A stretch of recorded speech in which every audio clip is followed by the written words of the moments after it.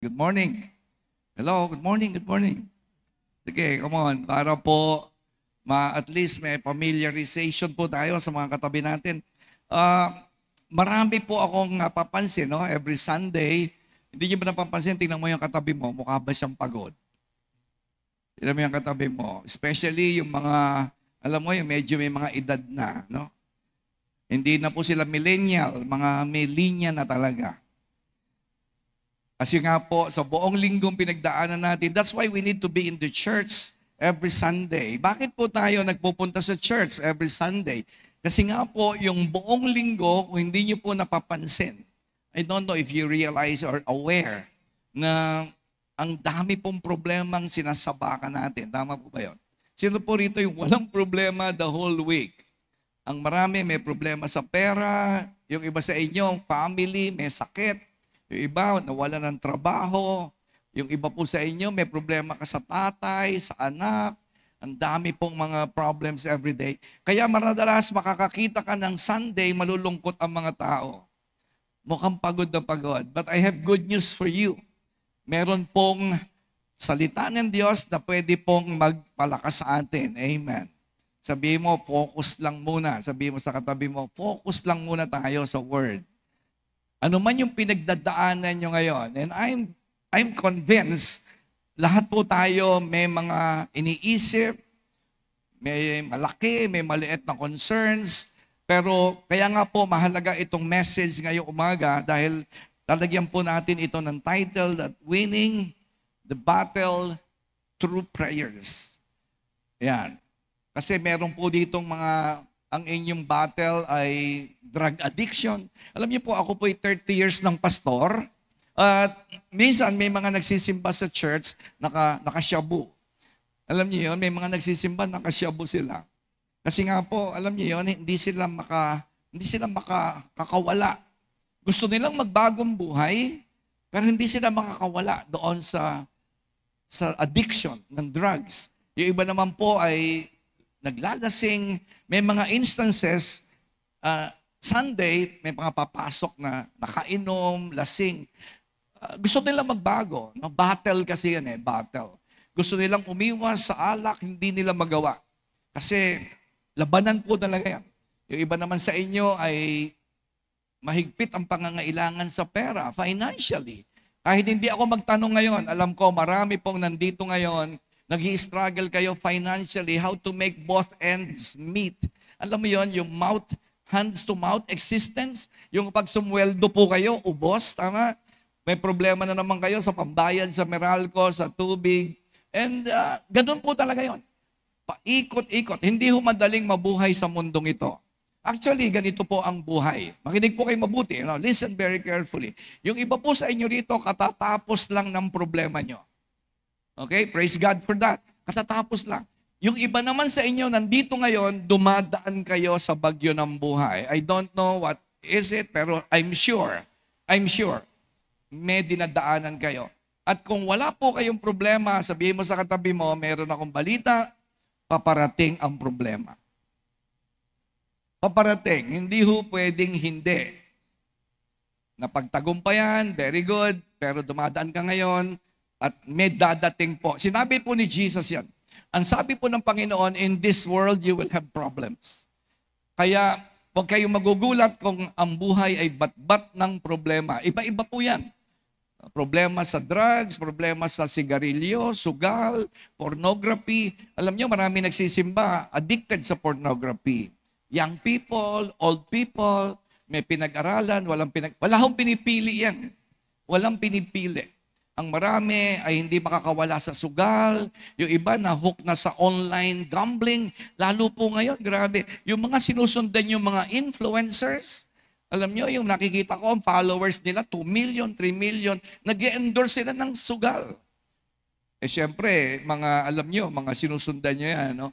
Akala nyo, yung sinasabi nila makakatulong sa inyo. So we have a big problem right now. Kaya nga mahalaga po na maintindihan natin yung message kasi this might be the start of your new life. Okay? Pwedeng ito po ang simula ng bagong buhay. Kasi gusto ko po sabihin sa inyo, ang umpisa po ng tagumpay, hindi yung magpakabait kayo. Alright? Many people, they want to start a new life by being good. That's good, but it's not correct. Mali po yun. Kahit anong gusto nyo, pagpapakabait, hindi ninyo magagawa. Yung iba naman sa inyo, nagsisimba, maganda naman, nagsisimba, nagbabasa ng Bible, pero ang umpisa po ng tagumpay, whether you believe it or not, but take it from me, maniwala po kayo sa akin. 35 years na po ako na nagsaserve sa Panginoon at sa tao, 30 taon na po akong pastor, pero ito po ang totoo. Lahat ng tagumpay ay nagsisimula sa panalangin. Hello? Kaya siguro nagtataka ka, bakit ang buhay mo paikot-ikot? Hindi ka na makaalis sa kumunoy. Hindi ka makaalis. Nagsisimba ka naman. Naniniwala ka naman sa Diyos. Pero ang hindi mo alam, tinuturo po ng salita ng Diyos, every battle that you will face in life, there's only one way to get out of it victoriously, and that is to pray. At ito po yung ituturo ko ngayong umaga. Siguro sabi niyo, ay alam ko na yan. Nagpe-pray naman ako. No, you don't know anything yet. Hanggang hindi mo nadidinig itong message na to, okay, mag-focus ka muna sa word. Nandiyan pa po ba kayo? Alright, sabi mo nga sa katabi mo, huwag mo akong guluhin, makikinig ako. Alam ko, may mga problema po kayo. Okay, alam ko po yun. But just bear with me in the last mga 40 minutes. Okay, magtiyaga ka lang, 40 minutes. Susubukan ko, hindi po ko pinapangako na matatapos. 40 minutes. Okay, subukan ko pong tapusin ng 45 minutes. Sabi ng Ephesians chapter 6 verse 1. Ito po ang sabi ng Bible. Pray in the Spirit at all times and on every occasion. Alright? Sinabi po yan ng Bible. Pray in the Spirit at all times and on every occasion. Ang ibig sabihin po yan, kapatid, hindi nakaprogram ang prayer mo. Hindi ka umaattend ng prayer meeting. Hindi ka lang nagpe-pray kapag kakain ng tanghalian, almusal, hapunan. No, hindi ka lang magpe-pray pag matutulog o paggising. Ang sabi po ng Bible, if you want to win the battles of life, kailangan matuto mong maintindihan mo na ang sinasabi ng Bible, the only way to win through prayers is to pray all the time. Pastor, possible ba yun? Posible ba yung mag-pray all the time and in all occasions? Yes, it's very, very possible. Kaya nga walang tagumpay ang buhay Kristiyano. Ang dami nagsisimba, hindi makaalis po sila sa hirap. Di ba? Ang daming nga sa loob ng simbahan, hindi makaalis sa drugs. Hindi makaalis sa sexual immorality. Hindi mo mapigil yung makipag-sex sa kahit hindi mo asawa. Mga high school pa lang, college, nagsusugal na sila, umiinom na. Meron ng mga illegal relationships. Bakit po? Kasi nga po, kahit mag-pray po kayo, but you don't know how to pray continuously. Sabihin mo nga non-stop. It's a running conversation with God. Ang ibig sabihin po ng prayer na ina-advise ng Bible na hindi nyo alam. Kasi ang alam natin prayer, Ama namin, sumasalangit ka, tama? Ang Panginoong Maria, or alam niya, sumasampalataya. Yes, yung mga prayer na yon ay prayer naman talaga. Pero ang turo po ng Bible, hindi yung turo ng lola ko. Kasi ang turo ng lola ko, Ama namin, tsaka yung Panginoong Maria. Ang tinuturo po ng Bible, you pray all the time. Amen. Ito po ay running conversation with God. Ang natutuhan po natin, nagpe-pray tayo na in Jesus' name. Tama? Yun ang turo ng Bible. Sabi ni Jesus, whenever you ask the Father anything in my name, it will be given you. Ang ganda pong promise nun. Kaya nasanay po tayo na kapag nagpe-pray tayo, Lord, salamat po sa pagkain. Lord, pagalingin mo po yung anak ko may sakit. Lord, bigyan mo po ako hanap buhay. In Jesus' name. Tama? Tama po ba yan? Tama po ba yan? Yes, tama. Sabi mo sa katabi mo, huwag kang mahiya. Tumango-tango ka lang. Alam mo yung aso, yung nasa kotse, gayahin mo lang yun, gano'n, gano'n. Yung nasa kotse, nakakita ka ng gano'n.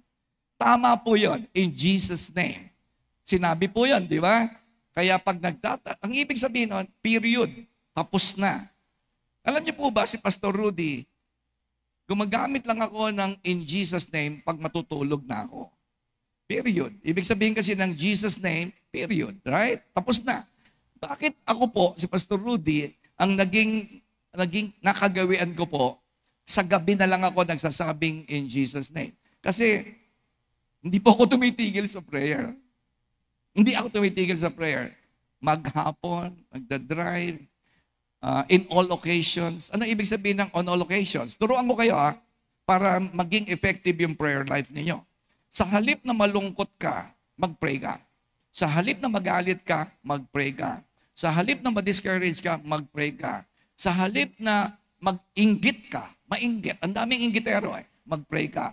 Sa halip na magselos ka, mag-pray ka. Sa halip na ikaw ay, alam mo yon, mag-isip ng negative, mag-pray ka. Sa halip na magalit ka sa kapwa mo, mag-pray ka. Yun ang sinasabi nitong verse na to.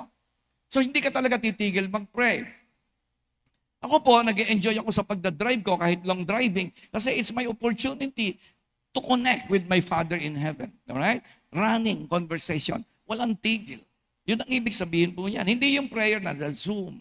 Yung iba kasi sa inyo, nagpe-pray po dito sa Dulos 3 times a day, 4 times a day, 5 times. Hindi po yun. Hindi yun ang tinuturo ng Bible. That's good. Hindi ho masama yun. Alright? Are you following? Are you following? Hindi ho masamang mag-pray ng 5 times a day. Pero hindi po yun ang prescription ng Bible. Kung susundin po natin ang salita ng Diyos in every occasion, yun nga, hindi ba madalas tayo nalulungkot? Marami po sa inyo malulungkutin. Di ibig sabihin, kung marunong kang mag-pray instead of being lonely, magiging prayerful kayo. Yung iba po sa inyo, laging galit. Lagi kayong galit. Lagi kayo nagtatampo. Lagi sumasama ang loob. Ano kaya ang gawin mo? Sa halip na magalit, you pray. Kapag may nakagawa sa'yo ng masama, may naka-offend sa'yo, may taong, alam mo, nagsalita ng offensive words, ano kaya? Sa halip na ikaw ay ma-offend, ano kaya gawin mo? Dapat mag-pray. Yun ang ibig sabihin yan. Nasusundan niyo po ba? Maraming tao magagalitin. Yung katabi mo magagalitin Kapag hindi ka naging prayerful, magiging magagalitin ka. Believe me. Ako po, magagalitin ako. Violente po ako. Palamura. Ako po'y palamura. Alright? Ako po'y matatakutin. Takot ako mawalan ng pera. Takot ako mamatay. Takot ako magkasakit. Yan tatlong yan ang matindi kong kinatatakutan. Right? Pero nung natuto po ako, nung ako po ay naging born again believer, natutuhan ko na maging mas masaya. Bakit? Kasi sa halip na matatakot ako, I pray in all occasion. Kasi madalas ako matakot Imagine, sa halip na matakot ka buong maghapon, sino po rito yung mga nanay, takot na takot kayong walang pera? Mga nanay, umamin ka na. Ama? Mga nanay, yan ba yung mga nanay? Takot, ano kaya yung mga nanay, sa halip na matakot ka na mawalan ng pera, sundin mo kaya itong Bible, pray on all occasion. Yung pong pagiging matatakutin, that's an occasion for you to pray. Di ba? Kinakabahan ka. Yung mga estudyante, dami nating estudyante rito. May exam, di ba? May exam kayo. Ano kaya sa halip na matakot ka, mag-pray ka. Ang tawag doon, on every occasion.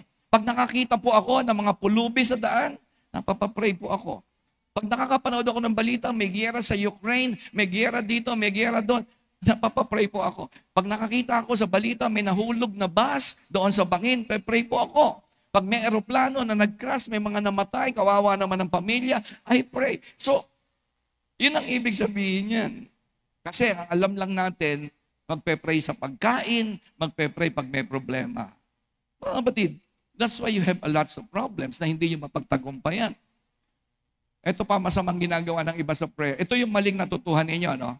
Listen, makinig kayo mabuti. Sana ngayong umaga makorek po yung mga mali. Okay? That's my purpose. That's my goal. Ito po ang maling ginagawa ng maraming nagsisimba. Kapag may problema, nagpe-pray ka. Sige, bibigyan ko kayo ng 30 minutes, isipin nyo mabuti. Tuwing may problema, nagpe-pray ka. Mali. Ha? Pastor, mali ba yon pag may problema, nagpe-pray? Yes, mali. Bakit mali? Kasi pag nag-pray ka ng may problema, it's too late. Huli na yun. Huli na po. Ang tinuturo po ng Bible, maganda ang buhay, mag-pray ka na. Huwag ka nang tumigil. Kasi pag nagpe-pray ka lang, tuwing may problema, hindi ka tatagal sa problema. Makinig kayo mabuti. Lahat po tayo dito na natutong mag-pray tuwing may problema. Ganyang kalaki ang problema pagdating sa iyo, ang Diyos mo ganito lang kaliit. Ganito lang kaliit ang Diyos mo. Why? Kasi nagpe-pray ka lang tuwing may problema eh. Kaya ang problema ganito kalaki, ganito lang kaliit ang Diyos. Ano kaya? Sundin mo tong sinasabi ng Bible na in all occasions you pray, gaganto lalaki ang Diyos mo. Kasi everyday ka nagpe-pray all the time. May problema, walang problema, may pera, walang pera, may bagyo, walang bagyo, masaya, malungkot, may trabaho, walang trabaho, everything is okay, everything is not okay. Alam mo, ang mangyayari, lumalaki ang Diyos mo, at pag dumating yung problema sa buhay mo, ganito lang kaliit yon. Ganito lang kaliit ang problema. Why? Kasi every time na sinusunod mo, ang sabi ng Bible, that pray in the Spirit at all times, in all occasions, your God grows bigger in your life. At kahit anong dumating na bagyo, ganyan lang kaliit yun. Naintindihan po ba natin? Si David, kung kilala nyo si David, pag may dumating na leon, hindi siya nagpe-pray. Bakit napapatay niya ang leon? Kasi kahit walang leon, nagpe-pray na siya, nag-worship siya. He loves God. Kaya yung leon, walang panalo kay David. Dumating yung oso, dumating yung malaking oso, kinukuha yung kanyang tupa, hindi siya nagpe-pray.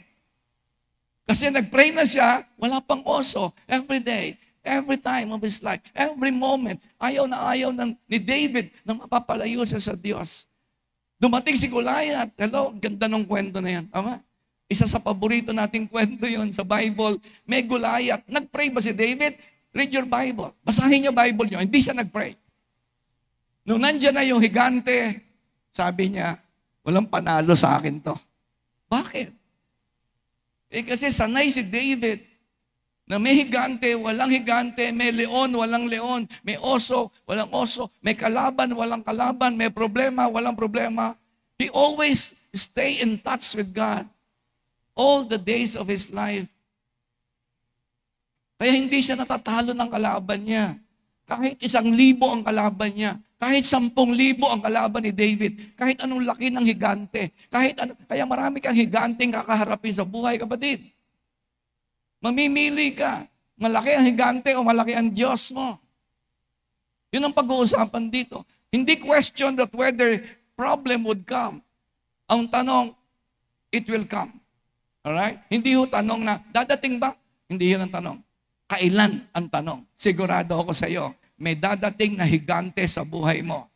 Ang problema mo, malaki talaga ang problema mo kapag nagpe-pray ka lang tuwing may problema. Sigurado, malaki yung higante. Matatakot ka dyan. Hindi ka mananalo sa higante ng buhay. Drug addiction, hindi mo matatalo yan.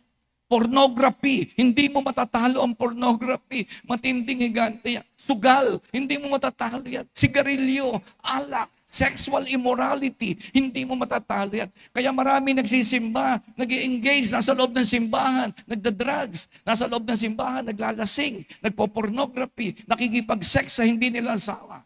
Bakit? Hindi mo kayang talunin yan. Kaya ang gagawin mo na lang, pasimba-simba ka na lang. Pero ang sabi ng Bible, you can win the battles, the giants in your life. Palakpakan po natin ang Panginoon.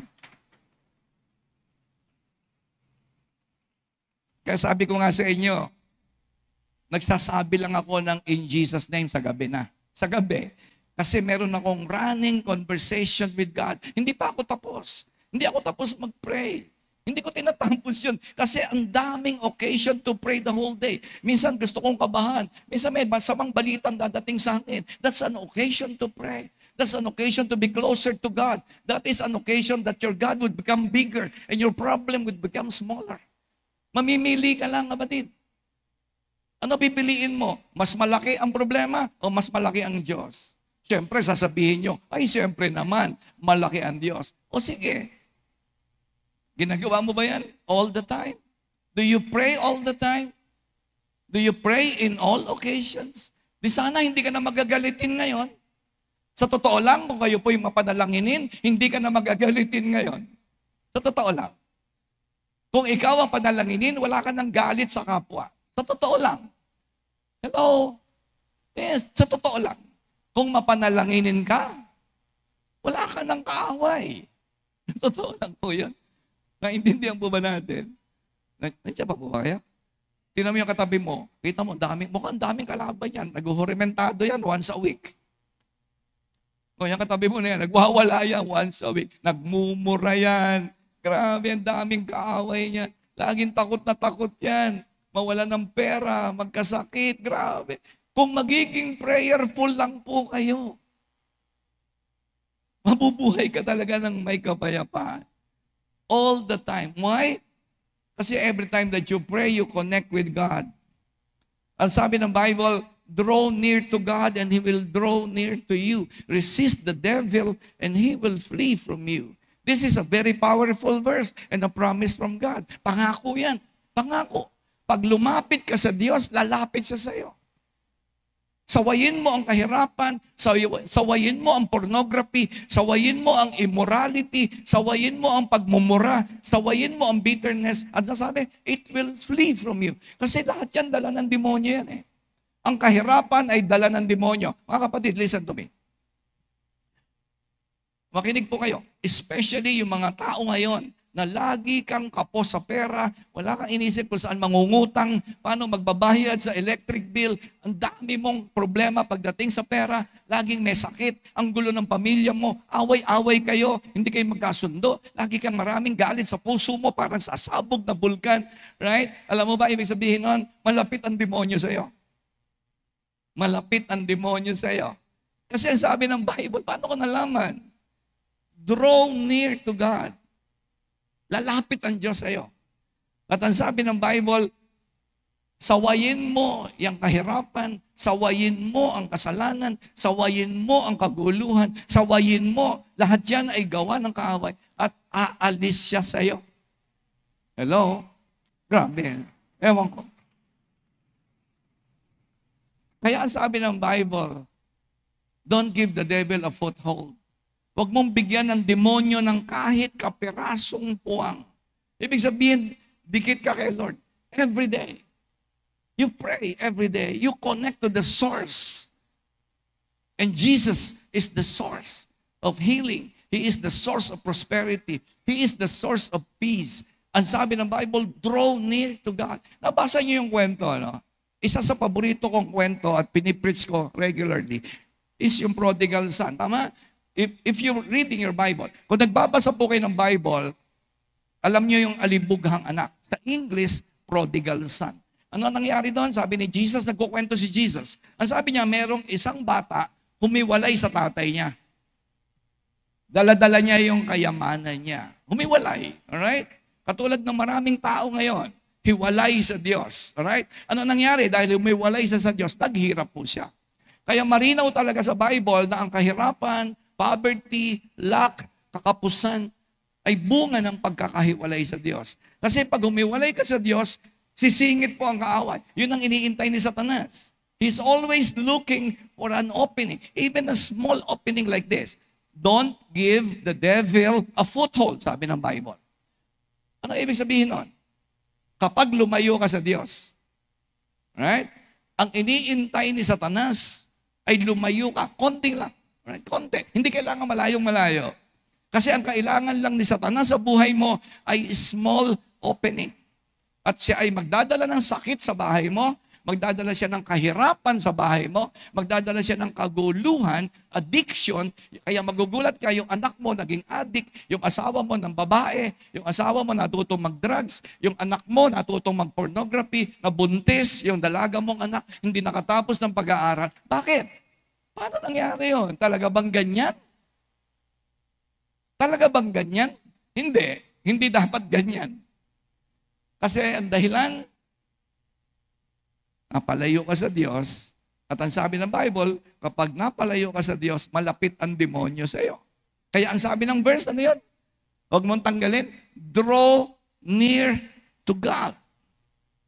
Gagawa ka talaga ng paraan. Every day. Sabi mo sa katabi mo, Everyday to Hindi lingguhan to Sabi mo nga sa katabi mo, araw-araw to Kaya nga ang sabi ng unang verse, huwag kang huminto sa panalangin. Huwag kang hihinto. Kasi everything starts in prayer. Ang pagbabago ng buhay mo, ng pamilya mo, ng future mo, starts in praying, in connecting to God, drawing near to God, and He will draw near to you. Ulitin ko yung kwento, alright? Ulitin ko. Alibugang anak, right? Alibugang anak. Naghirap ang buhay kasi lumayo sa Diyos. Tapos ano nangyari?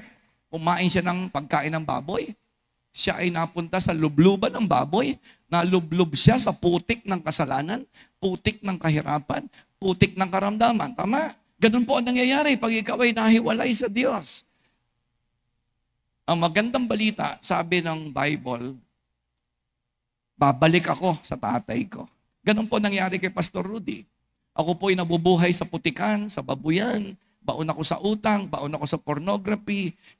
Alam mo, magsusuicide po ako noong 1988, konti lang nakakaalam yan. Ngayon, alam nyo na lahat. Wala nakakaalam nun. Magsusuicide ako noong 1988 dahil wala na akong pag-asa. Sabi ko, babalik ako sa Diyos. Right? Nung bumalik po yung alibughang anak sa Diyos, ako po alibugha. At dito maraming alibugha dito. Kasi baka akala mo, nagsisimba ka, malapit ka sa Diyos. No, you're wrong. That's wrong. Akala mo lang. Akala mo lang, pag nagsisimba ka, malapit ka sa Diyos. That's wrong. Religion lang yan. Pag nagpupunta ka sa simbahan ng linggo, ang tawag dyan, religious ka. Religious. But it doesn't mean that you are close with God. Kasi para mapalapit ka sa Diyos, hindi ka magsisimba lang ng linggo. Araw-araw, consciously, gagawin mo yan. Draw near. At ang sabi po ng kwento ng Bible, nung nagdesisyon yung bata, ano yun, nung nagdesisyon yung bata, babalik ako sa tatay ko. Ano sabi? Malayo pa lang, inintay na siya ng tatay niya. Ganun po. Ganun ang nangyayari sa bawat isa sa inyo na magde-decide kayo na babalik ako sa Diyos. Draw near to God. At alam niyo yung kwento, no? Hindi na po inintay ng tatay na lumapit yung anak. Tumakbo po ang tatay papunta sa anak. Tama yung Bible, tama siya. Draw near to God and He will draw near to you. At pag magkalapit kayo ng Diyos,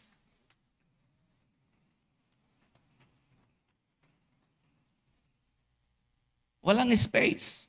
Magkalapit kayo ng Diyos, walang space. Kasi pag may space, sisingit ang demonyo talaga dyan. Totoo po yan. At hindi mo madidinig ang boses ng Diyos kapag malayo po kayo. Why? Kasi after 35 years of being a born-again Christian, natuklasan ko po na ang Diyos kung magsalita, mahina. Hindi po sumisigaw ang Diyos. Hindi siya sumisigaw. Mahina lang siya magsalita. Kaya pag hindi ka very close, hindi mo siya madidinig. Hindi mo talaga siya madidinig kasi nandoon siya, nandito ka. That's the problem with many people going to church. Kaya ang sabi ng Romans 6:13, are you learning something? May natututuhan po ba kayo? So everything starts in prayer. Magsisimula ka talaga na magsabi, babalik ako sa iyo. Ayoko na ng gantong buhay. Alright? Ano sabi ng Romans chapter 6 verse 13? Give yourselves completely to God, not partially. Hindi po pasimba-simba, right? Hindi po pasimba-simba. Give yourselves completely to God. Kung nagsisimba kayo, siguraduhin nyo na hindi lang kayo palasimba. Siguraduhin nyo na you have given yourselves fully. Alright? Ganyan kayo ni Lord. Pag hindi ganyan, delikado. Alright? Are you listening? Pag hindi ganyan, delikado. Give yourselves fully to God. Every part of you. Every part. Bakit every part? Kasi yung mata mo, pwedeng magkasala sa mata. Pwedeng magkasala sa tenga. Pwedeng magkasala sa bibig. Pwedeng magkasala sa puso. Pwedeng magkasala ang kamay. Pag nananakit ka ng kapwa. Pag nagsasalita ka ng hindi maganda. Pag tumitingin ka sa mga hindi magagandang bagay. Pwede kang dumumi. Pwede kang mapalayo sa Diyos. Kaya ang ibig sabihin ng giving yourselves fully to God is every part of you. Your heart, your soul, your mind, your eyes. Ang tawag po natin dyan sa Bible ay righteous living. Matuwid every day. Nakatingin ng Diyos. Interesado masyado ang Diyos kung kayo po ay malapit o malayo sa Kanya. It's not a matter of going to church. It's not just a matter of reading your Bible. The question is, listen. Ang tanong, how close are you? Yun ang tanong ngayong umaga. Alright? Kung tatanungin ko kayo, mga kapatid, alam mo ba kung gaano ka kalapit sa Diyos? Sige nga. Tapos nagtataka ka, ba't ganon? Hihirap buhay ko. Nagsisimba naman ako. Bakit ganon? Nagpe-pray naman ako. Bakit magulo buhay ko? Bakit lagi akong takot? Ba't lagi akong galit? Ba't lagi akong malungkot? Ba't lagi ako naiinggit? Ba't lagi ako nagsiselos? Ba't lagi ako insecure? Ba't lagi ako nagmumura? Ba't wala akong kapayapaan? Bakit hindi ako makatulog sa gabi? Ninenervyos ako? Hindi naman ako nagkakape. Why? Kasi ang tanong, how close are you? Magandang tanong po yun. Tanungin mo sarili mo. How close are you? Proximity. The goal is to be in proximity with God. Yun ang goal mo every day. Hindi lingguhan. Wala na, huli na yan. Huli na. Kunyari, laki ng problema mo. Magsisimba ako sa linggo, laki ng problema ko. It's too late. It's too late. Malayo ka na sa Diyos. Right? Pero ngayong umaga, alright? Ngayong umaga, pwede kang magsimula ng bagong buhay. You can start a brand new way of life starting this morning. Kasi ang linaw-linaw po ng Bible, draw near to God. Ikaw gagawa nun, hindi ang Diyos. Hindi si pastor. Hindi si pastor ang gagawa nun. Yung anak ko, hindi ko mapipilit lumapit sa Diyos. Hindi kita mapipilit sa lumapit. Hindi ko mapipilit ang asawa ko lumapit sa Diyos. Ako lang ang makakagawa nun. I can never do that for you. You cannot do it for me. Ako yon. Ikaw yon. Amen? Amen po ba? Nandiyan pa po ba kayo? So pwede kang lumaya sa addiction. Pwede kang lumaya sa pambababae. Pwede kang lumaya sa sugal. Pwede kang lumaya sa utang. Pwede kang lumaya sa kahirapan ng buhay, insecure, everything that comes from the devil, you can be set free. Isa lang gagawin mo, isa lang. Draw near to God. Mag-pray, magsimula kang mag-pray. Amen? Andiyan pa po ba kayo? Every part of you. For you are back from death. And you want to be tools in the hands of God to be used for His good purposes. Kapatid, ang end game is to be used by God. Kaya gusto ng Diyos baguhin ang iyong present so that God can use you tomorrow. Kahit anong palpak ng buhay mo ngayon, kahit ikaw pa pinakamasamang tao ngayon, pwede kang magbalik sa Diyos. At ang end game po niyan, ang end purpose is that you can be used by God. Yun talaga ang mahalaga sa Panginoon. Kahit isang araw ka lang magamit, that's the dream. That's the goal. Kahit isang araw, isang taon ka na lang mabubuhay. Basta mahalaga magamit ka ng Diyos. Ngayon, how to win our battles through prayers. Okay? Para po, hindi ako kapusin ng oras. I still have a few minutes. How to win our battles through prayers. Okay? Interesado po ba kayo na mapagtagumpayan ang kahalayan, homosexuality? Ang dami nag-i-struggle sa homosexuality. Alam mo yon, hindi nila mapigil, makipagtalik, magkagusto sa kapwa lalaki. And that's a battle. Gusto nilang umalis doon, hindi nila magawa. Pero ito, umpisa natin. How to win our battles through prayer. Gusto mo maging maayos ang pamilya mo, that's a battle. When you pray, all right? Number one, listen to this. When you pray, look backward to the cross. Kaya hindi effective ang prayer ng maraming tao. Kasi po, inaalis mo sa equation ang ginawa ni Jesus sa cross. It's a powerless prayer. Okay? Nadinig niyo po ba ako? Kapag ang prayer mo ay hindi kasama ang ginawa ni Jesus sa cross, that's a very lame, very weak kind of prayer. Walang kapuwersa-puwersa ang prayer mo. Bakit po? Kasi when you look back to the cross, You are developing an attitude of gratitude. Hindi ko pwedeng umpisahan ang prayer ko. Kapatid, hindi pwede. Tuwing ako'y magpe-pray, nagpapasalamat ako sa ginawa ni Jesus sa cross.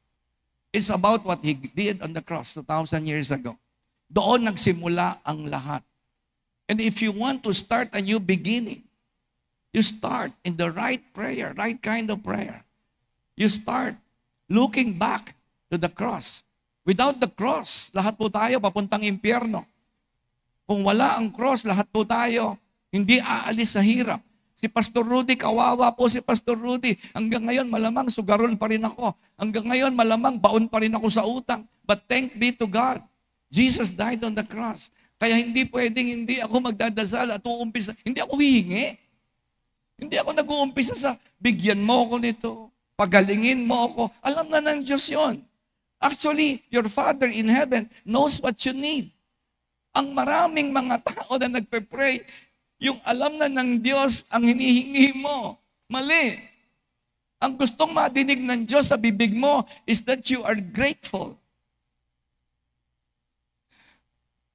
Yan po ang problema. Tama? Yan ang problema. Nagmamadali ka sa prayer, gusto mong sagutin agad ng Diyos ang dasal mo, right? Gusto mong iligtas ka ng Diyos sa kahirapan, gusto mong iligtas ka ng Diyos yung asawa mo, pero hindi ka nagpapasalamat. Ang sabi ng Bible, 1 Peter chapter 18, verse 19, 18 and 19, basahin nyo to, basahin nyo. For you know, I don't know if you know, but I know. For you know that God paid a ransom to save you. Nagsimula ang lahat nung binayaran ni Jesus ang kasalanan mo sa cross. Kung wala yon, ano ibig sabihin nun? Wala ka ng pag-asa. Lahat tayo walang pag-asa. Pero nagsimula ang lahat nung binayaran ni Jesus ang kasalanan mo. Doon sa cross. And it was not paid with mere gold or silver, which loses its value. Ang pera, ginto, pilak, mawawala ng halaga. Pero ang ibinayad ni Jesus para sa iyong kasalanan at kasalanan ko, it was the precious blood of Christ, the sinless, spotless Lamb of God. Kapatid, alam nyo, ang daming giyera ng buhay, hindi mo mapagtatagumpayan yan. Hindi mo mapagtatagumpayan sa effort, kahit college graduate ka pa. Sino rito nag-aral ng college? Ako po nag-aral ako ng college. Sa UST ako nag-aral. Nagpiloto pa po ako. Pero alam niyo po ba, 99.9% na natutuhan ko sa college ay hindi ko nagamit nung gusto kong umalis sa addiction. Alam mo ba yun? Sino rito, college graduate ka, magna cum laude ka, salutatorian ka, yung tatay mo naglalasing, nagamit mo yung subject ng history, algebra, geometry, nagamit nyo yung pinag-aralan nyo sa Ateneo, LaSalle, UP, Harvard. Magagamit mo yan. Yung kapatid mo, addict sa computer, nagsasyabu ang asawa mo, nagamit mo yung magna cum laude ka sa eskwelahan. No, it's useless. Lahat ay nagsisimula dahil sa ginawa ni Jesus sa cross. Lalaya. Sabi mo sa katabi mo, ano man ang problema mo, lalaya ka talaga. Amen. Because whenever you start praying, hindi ako pwedeng hindi magpapasalamat because whenever I was reminded of what Jesus had to go through, yung hirap na binigay niya para sa akin, hindi ako pwedeng humingi lang ng humingi, hingi lang ng hingi. Baguhin niyo ng konti prayer niyo. Baguhin niyo ng konti. Alright? Gusto niyo maging powerful ang prayer niyo? Look back to the cross. Number 2, when you pray, look upward. Hindi ka lang lilingon sa 2,000 years ago. Tumingin ka sa langit, you have a Father in heaven. Kaya ang tinuro sa atin ni Jesus na prayer is, Our Father, Ama namin, sumasalangit ka. Kaya lang, I have to remind you, mga kapatid, I have to remind you and also challenge your way of thinking. Kapag pa kayo nagpe-pray ng Ama namin, alam mo ba na ikaw talaga ay anak ng Diyos and you have a Father in heaven? Alam mo ba yan? Kasi marami bumubuka ang bibig. No? Bumubuka lang ang bibig, pero hindi nila alam yung pinagsasasabi nila. Right? Hello, are you listening? You look up to heaven. Ibig sabihin, ganito po ang sabi ng Bible, Romans 8:16-17, for His Spirit, sa mga born-again Christian, alright? Sa mga born-again Christian, yung Spirit mo, tsaka Spirit ng Diyos, nagkoconnect yan. Ano ginagawa nila? Kasi ina-affirm. Ano yung ina-affirm? That we are God's children. Malalaman mo na totoong anak ka ng Diyos because your Spirit and the Spirit of God will confirm it. That I am. Hindi lang ako nagsisimba. Alam ko kaya ako pupunta sa langit dahil sa ginawa ni Jesus sa cross. It's not my own merit. Hindi ito dahil sa kagagawan ko. Hindi dahil mabait ako. Hindi dahil nagsisi lang ako ng kasalanan. Kundi dahil sa ginawa ni Jesus sa cross. Kasi kahit magsisi kayo sa kasalanan, kung hindi namatay si Jesus sa cross, wala kang Savior. Kahit magsimba ka pa every Sunday, without the Savior, wala yun. At kung totoong may Savior ka, kapatid, alam na alam mo, anak ka ng Diyos. Hindi ka Catholic, hindi ka born again, hindi ka Protestant, hindi ka saksi ni Jehovah. You are a child of God.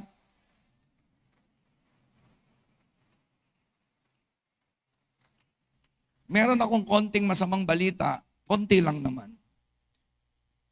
Wala akong papasok sa langit na mabait. Ang papasok lang po sa langit ay yung mga pinatawad sa kasalanan. Maraming mabait na hindi sila napapatawad. Bakit hindi napapatawad? Kasi akala mo, pag nagsimba ka na, punta kang langit, baka sakali. Pero hindi ho mangyayari yun. Sana hindi na po kailangan mamatay ni Jesus sa cross. Kung ako pala ay magjo-join sa born-again movement or sa iglesia ni Cristo, lahat yan, magaganda yan eh. Katolisismo, maganda po yan. Saksi ni Jehovah, maganda po yan. Yung mga religion na yan. Akala ng iba, kaya ka pupunta ng langit because you belong to a certain and particular religious organization. But sorry, hindi pupunta sa langit ang mga mababait. Ang pupunta lang doon ay mga anak ng Diyos. At hindi lahat ng mabait ay anak ng Diyos. You have to be born a child of God. Ako po, hindi ako anak ng Diyos hanggang 1989. Ako po'y anak ng nanay ko. Pero hindi ako anak ng Diyos. Noong 1989, I recognized my need for a Savior. Alam ko kahit ano gawin ko, nagpipinitensya po ako. Alam ng iba yan, nagpipinitensya ako pag mahal na araw. Nagdadasal ako every day. I'm trying to save myself. I'm trying hard to go to heaven. But anything that I do, anything that you will do, kapos talaga yun. Kapos. Kaya pinadala yung anak na si Jesus. Kaya every time I pray, kaya ako nakaalis sa addiction, kaya po ako nakaalis sa sugal, kaya ako nakaalis sa pornography, sexual immorality, because there's a Savior that died on the cross for me, and I became a child of God. Sabihin mo sa katabi mo, siguraduhin mo na anak ka ng Diyos. Walang religion sa langit. Wala. Wala kang makikitang Katoliko sa langit. Wala kang makikitang born again sa langit. Wala kang makikitang saksi ni Jehovah sa langit. Ang makikita mo lang doon, anak ng Diyos. At sino yung anak ng Diyos? Yung mga pinatawad sa kanilang kasalanan. Amen. Because you have a Father in heaven. Kaya alam niyo, konting adjustment lang. Konting adjustment sa prayer. Huwag kayo magpe-pray ng Panginoon kung pwede. Alright? Hello, are you listening? Kasi sabi po ni Jesus, hindi lahat ng tumatawag sa akin ng Panginoon, Panginoon, ay papasok sa langit. Hindi lahat.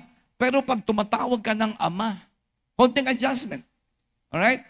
Ako po, every time na ako po ay nagpe-pray at sinimulan ko magpanalangin sa Ama ko, ramdam mo talaga that I'm a child of God. Alam niyo, yung apo namin, si Luke, dyan 12 years old, si Luke, pag tumatawag sa akin yan at narinig ko yung boses niya, Papsi, naku po, parang musika. Pero siyempre, kinakabahan ako. Alright? Kapag yan tumawag, nakita ko, ay, si Luke tumatawag. Ang saya ko, kasi narinig ko yung boses niya. Sabi niya, Papsi, naku na, ano yun? Ano yun, Luke? Pwede ba akong bumili ng computer? Grabe. Siyempre, yung misis ko naman, si Angie, oh, hindi, mahal yan, huwag kang pabili ng ganyan. Pero bukas meron na, ibibili rin niya.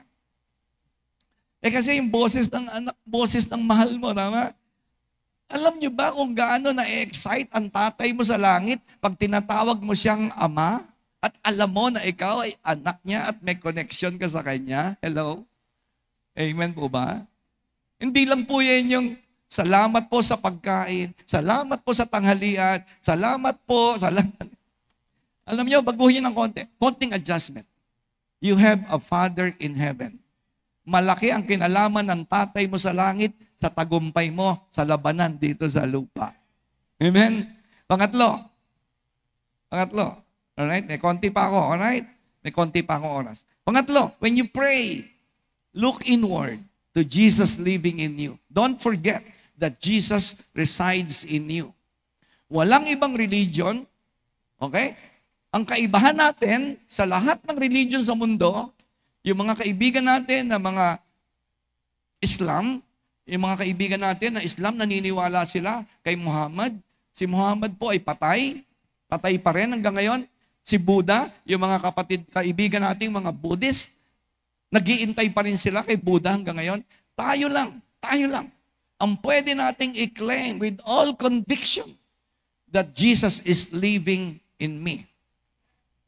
Wala sa labas si Jesus, nasa loob. Tayo lang yun. Alright? Tayo lang, wala nang iba. Kaya kung ikaw ay totoong may Jesus sa loob, alright? And when you pray, alright, tumitingin ka, dahil kay Jesus, you are accepted unconditionally by your Father in heaven. Hindi na niya nakikita yung ikaw. Ang nakikita niya pag tumitingin ang tatay mo. Alam mo kung ba't mahal na mahal ka ng Diyos? Alam mo yung bakit? Kasi ang nakikita niya sa iyo ay yung anak niya, hindi ikaw. Kasi naman pag tumingin ng Diyos sa akin, ano ba pakikita ng Diyos sa akin na maganda? Wala. Ang sama ng ugali ko talaga. Masama akong tao, mga kapatid. Masama talaga ako. Kaya lang po ako naging maganda sa tingin ng Diyos kasi there is Jesus inside of me. At alam ng Panginoon na matay ang anak niya para sa akin. That's the beauty of living in faith. Alright? Ang sabi ng Bible, mga kapatid, before you get better, you have to admit what's bad. Right?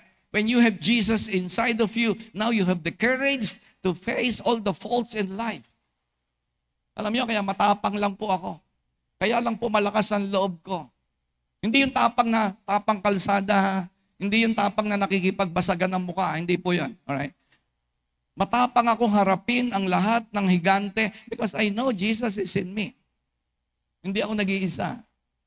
Kasama ko ang Panginoon. Hindi po siya nandyan. Nandito siya sa loob. Alright? Kaya kung alam mo lang yun, even 20,000 devils cannot do anything against your family. Hindi siya pwedeng lumapit sa iyo. Ang demonyo, mag-iintay lang yan na ikaw ay mapalayo sa Diyos. Hello, mga kapatid. Nakikinig po ba kayo? Wag na wag mong papabayaan na magkalayo kayo ng Panginoon. Even a single second of your life. Because that's the only chance that the devil is waiting. Pag lumayo ka kahit sandali, kaya inuutusan tayo ng Panginoon. Huwag kang titigil sa panalangin because the flesh is weak. Mahina yung laman na yan. Pag humiwalay ka kay Jesus, nag-iisa ka na naman, hindi mo kayang lumaban sa kabastusan, sa kababuyan, sa kaguluhan ng buhay, sa corruption. Hindi mo kaya yan. Hindi mo kaya. Magnanakaw at magnanakaw ka. Hindi mo kaya. Pero, and you are looking in Jesus inside of you. You have the courage, the boldness, the strength to face the tests of time and the challenges of life. Amen? Kahit sinong gulayat pa yan.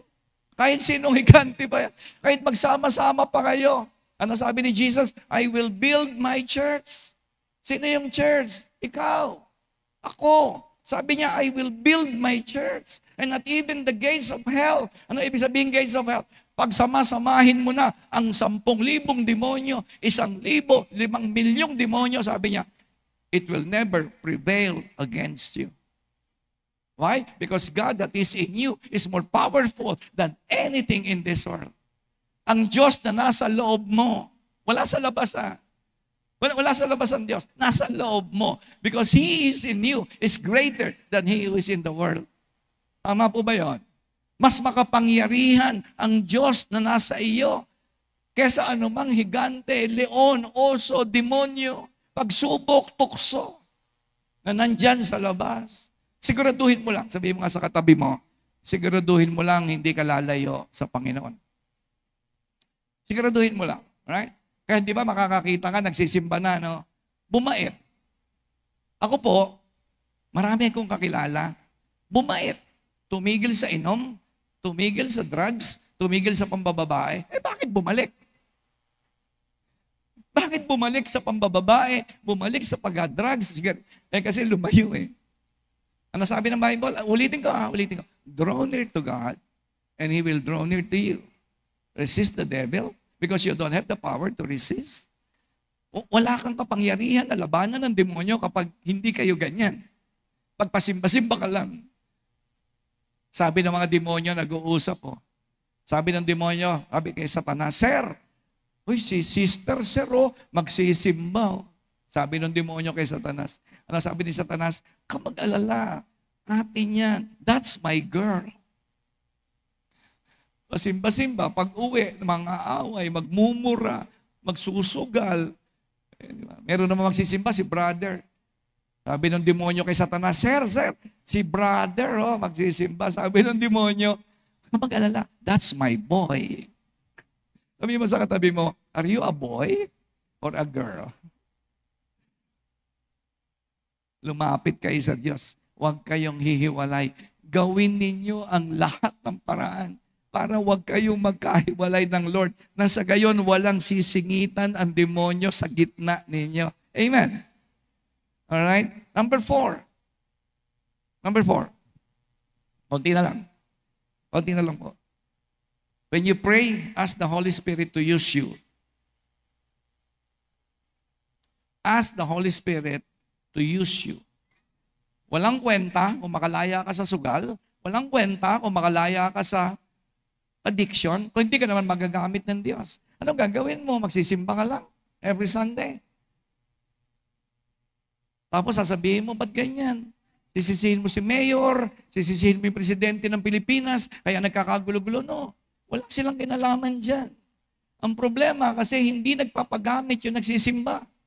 Yung mga nagsisimba, hanggang simbahan na lang sila. Kapatid, wala dito sa loob ang problema, nasa labas. Yan ba katabi mo, problema? Tingnan mo nga. Tingnan mo nga yan, katabi mo. Mukhang ano ba yan? Major? Si Major ba yan? Major problem? Wala dito ang problema. Ang problema, nasa labas. Gagamitin ka ng Diyos sa labas, sa opisina, sa eskwelahan, sa palengke, sa business places mo. That's the goal. Yan ang goal. Hindi goal na magsimba lang. Again, going to church is good, but it's not the best. Sometimes the enemy of God is best. Ang dami nagsisimba. Pero kita mo, bakit ang gulo-gulo pa rin ang barangay mo? Bakit? Kasi nga, hindi nangyari yung when you pray, you don't pray, Lord, use me. Teka muna, magtanungan nga tayo. Kapag ba kayo nagpe-pray, pag ba kayo nagpe-pray, sinasabi mo ba, Panginoon, Lord, Father, gamitin mo po ako. Ito, mga estudyante. Mga estudyante ba kayo? O mga senior citizen? Mga senior citizen naman. Nag-aaral kayo? Nag-aaral. Ilan ang kaklase nyo? 40 no? Sa isang section. Alam nyo ba yung mga kaklase nyo? Bat ng problema yan? Alam nyo ba yun? Ang tatay nila naglalasing, nagsusugal, walang trabaho. Right? Alam nyo ba yun? Nakakulong. Minsan nakakulong yung... Alam nyo yun? Ilang kayo dito? 5, no? So alam nyo ba na pagkatapos mo magsimba at pagkatapos kang i-bless ng Lord, alam mo ba, bukas pagpasok nyo, meron kang trabaho, the Holy Spirit should be using you in your campuses. Alam mo ba yan? Para sila mga aso. No? Alam niyo yun, no? Very good. Palakpakan nga natin tong 5 na to. Ibig sabihin, kayong 5, bago magkaroon ng graduation, yung kaklase nyo, makakakilala kay Jesus. Yun ang ibig sabihin, tama? Hindi lang kayo gagraduate. Ang malungkot, tuwan-tuwa. Minsan nalulungkot po ako dun sa mga tiga-church. Tuwan-tuwa siya na yung anak niya nakagraduate ng college. Wala naman sa, alam niyo yun? Again, don't get me wrong. Maganda, makapagpag-graduate ka ng college. Ang tanong kasi doon, bago ba gumraduate ng college ang mga estudyante rito, nakakilala ba kay Jesus ang mga kaklase nyo? Kapag hindi po nangyari yon, sayang lang. Nakagraduate ka pa naman ng college. Kaya ka nga dinala ng Diyos dyan sa university na yan because the Holy Spirit will use you. Yun po ang purpose ng buhay natin. Hindi para magtrabaho, hindi para makagraduate, hindi para mag-acquire ng knowledge, hindi para matuto ka ng architecture, hindi para matuto ka ng engineering, hindi para... Those things are good. Para kumita ka ng pera. Kapatid, okay yun. Okay yun. Pero ang importante sa Diyos, right, is that you can be used by God. Paggamit ka sa Diyos, sabi mo sa katabi mo. Paggamit ka sa Diyos. And then, panghuli, the last one, number 5, when you pray, look forward to your future in faith. Kung ikaw ay prayerful, kung tama ang relasyon mo sa Diyos, right, hindi ka matatakot sa future. You're always excited. Excited ka. Kahit nagkakahirap-hirap ang mga tao sa Nabotas, Malabon, hindi ka madadamay. Guaranteed. Alright? That's guaranteed. Hindi ako madadamay kahit magkahirap-hirap ang kapitbahay ko. Yes, totoo po yan. Kasi I'm always excited for my future because God has a promise for me. Ito promise. Ito promise. Basahin niyo ha. Ito ang pangako. Alright? I am sure that God. I am sure. Ikaw ba sure? I am sure that God, who began this good work in me, will carry it on until it is finished on the day of Christ Jesus. Sisiguraduhin ng Diyos, maganda ang future ko. Kasi every time I pray, I'm telling Him about my dreams, my plans. Excited po ako mag-pray. Bakit? Kasi sinasabi ko po sa Lord, yung mga pangarap ko, yung aking mga kaligayahan sa buhay, yung gusto kong makita sa future, yung mga tumatakbo sa isip ko, kung saan ako malungkot minsan, sinasabi ko sa Lord yan, malungkot ako. Ito ang dahilan kung ba't ako malungkot. God is excited that you talk to Him on a regular basis. Huwag niyong bigyan ng Diyos ng tira-tirahan yung oras. Huwag niyo siyang bigyan ng tira-tirahan yung oras. Tapos pag may problema, tsaka ka lang lalapit. It's too late. Late na po yan. Okay? Are you listening? Ako po, pag yung anak ko, pag nagkukwento sa akin ng gusto niyang mangyari, excited po ako. Di ba? May mga anak po ba kayo rito? Hindi ba kayo excited na yung mga anak niyo nagkukwento, Daddy, gusto ko maging doktor. Daddy, gusto ko maging engineer. Right? Ganon din ang Diyos. Gusto niya yung future mo, sabihin mo sa Kanya, ano gusto mong mangyari? So whenever you pray, kaya you can win all the battles in life. Kung konti pera mo, kakapagtapos ka sa pag-aaral. Hindi problema sa tatay mo sa langit ang pera. Hello? Tiga Nabotas ka lang, makakatapos ka ng college. Kasi you are telling your dreams to your Father in heaven. In Jesus' name. Amen? Kasi sinisiguro mo that you and God are one. You and Jesus are one. Siguraduhin mo. Sabihin mo sa katabi mo, siguraduhin mo lang. Hindi ka hihiwalay sa Panginoong Jesus. Every day, every moment. Wag mong payagan na magkaroon kayo ng distance. Pwede po ba tumayo po tayo lahat?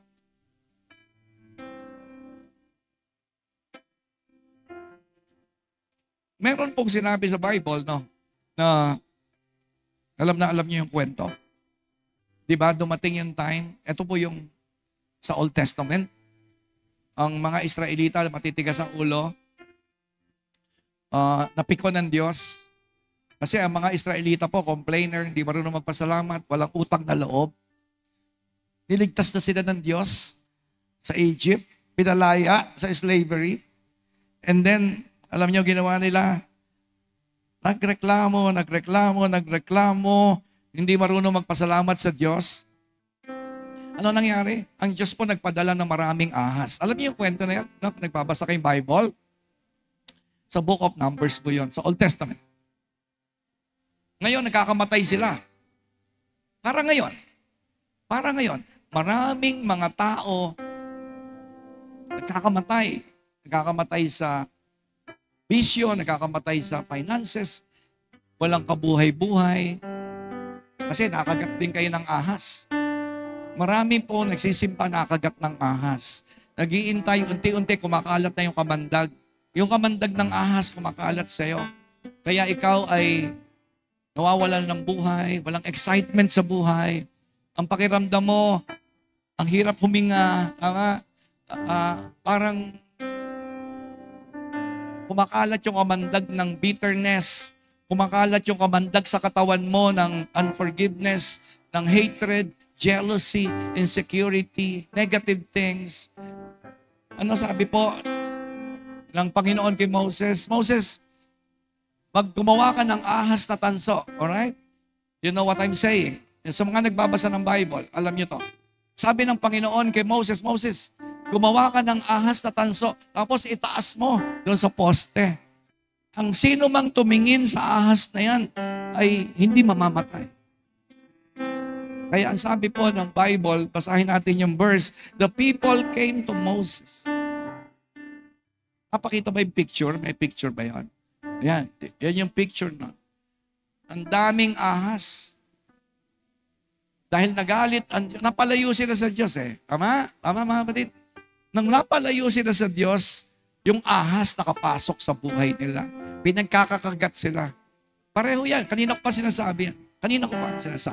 Pag napalayo ka sa Diyos, papasok ang ahas. Kakagatin ang asawa mo, kakagatin ang anak mo. Hindi ka mamamatay agad. Dahan-dahan. Kaya mapapansin mo, pasama ng pasama ang buhay mo. Yung anak mo habang nagkakaedad, sumasama ugali. Kayong mag-asawa habang tumatagal, lalo kayo nagiging magagalitin sa isa't isa. Tama? Yan po ay mga ebidensya na nakapasok ang ahas sa buhay nyo. Habang tumatagal, pahirap ka ng pahirap. Alam niyo yun? Habang tumatagal, pahirap ang buhay mo.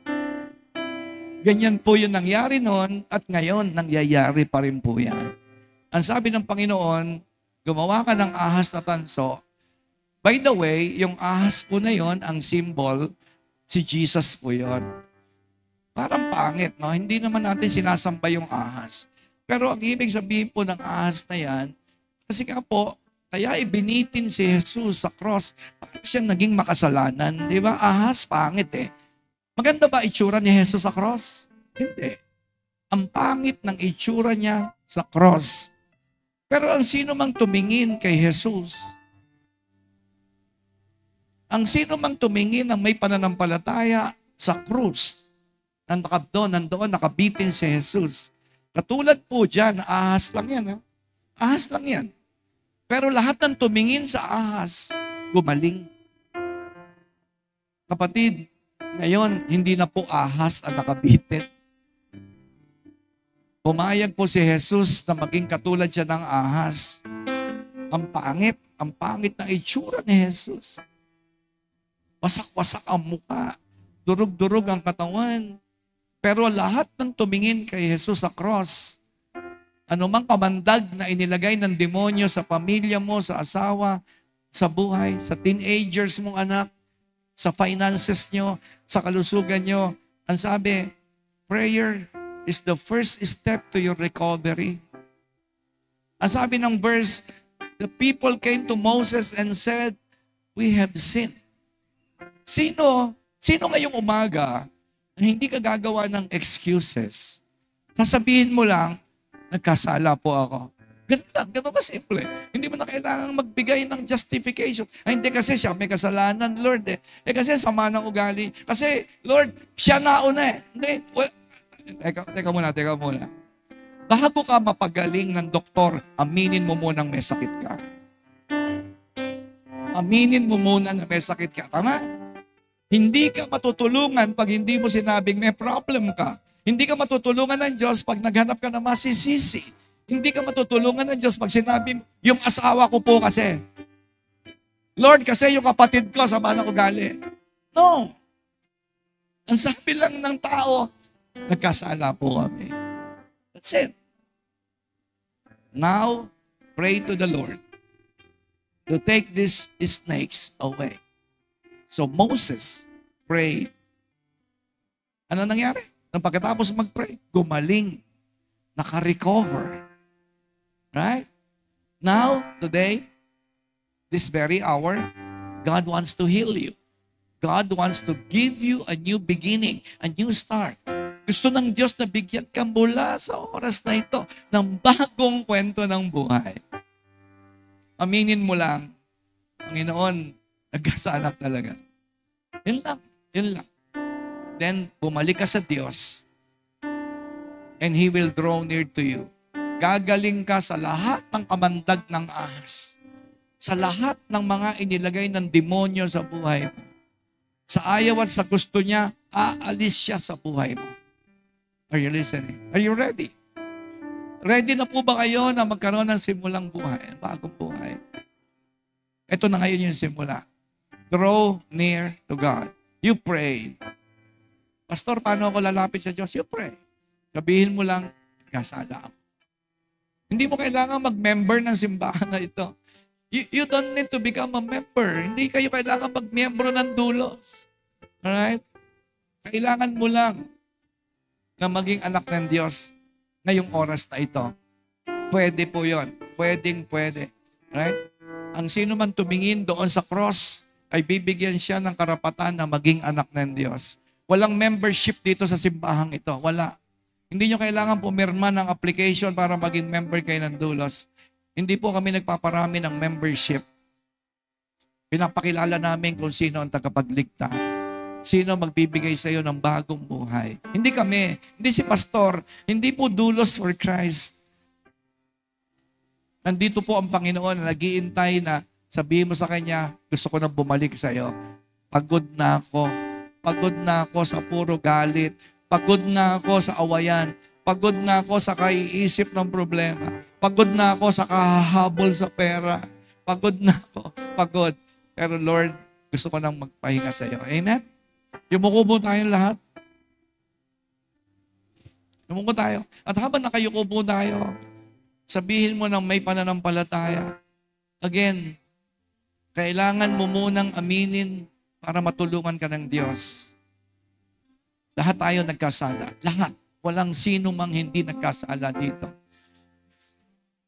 Sabihin mo, Panginoong Jesus, kahit mahina lang, sabihin mo, Panginoong Jesus, alam ko namatay ka sa krus para sa akin.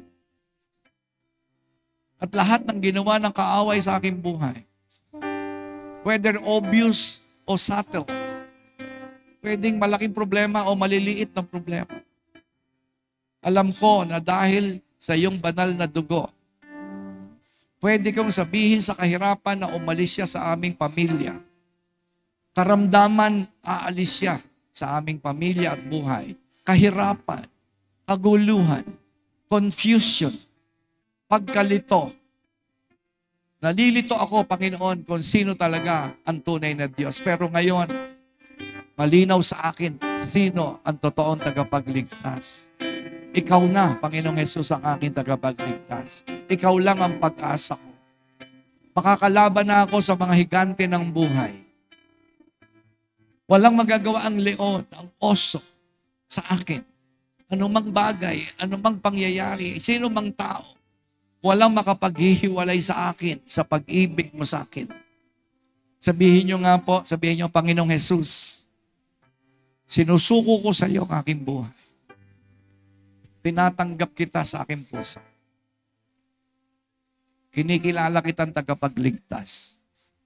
At kung wala ka, wala ako magagawa. Salamat po ng marami, Panginoon, sa umaga pong ito. Salamat sa bagong simula ng bagong buhay. Salamat po ng marami. Salamat sa kagalingan. Salamat sa paglaya, sa lahat ng kadena na inilagay ng kaaway sa amin. Salamat po, and the glory goes to you. In Jesus' name, amen, amen. God bless you po, God bless you.